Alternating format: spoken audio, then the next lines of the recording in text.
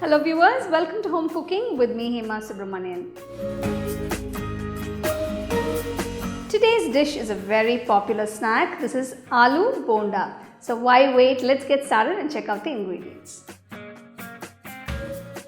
For the Aloo Bonda, first we're going to make the aloo masala or the potato masala. For this, take a pan, add a little oil.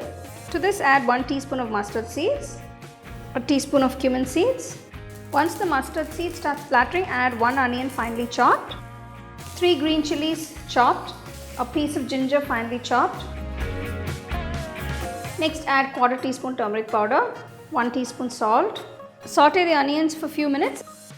I have about 5 medium-sized potatoes that have been boiled and mashed. Add them. If the potato pieces are large, you can just mash it a little bit. Turn off the stove, add some chopped fresh coriander leaves, give it a quick mix, cool the potato mixture. Next I'm going to make the batter for the bondas. For this you would need 1 cup of besan or gram flour, 1 tablespoon rice flour, salt, 1 teaspoon chili powder, 1/4 teaspoon turmeric powder. Mix everything together. Now gradually pour water to get a nice thick batter. So make sure you get a nice thick batter to coat the masala.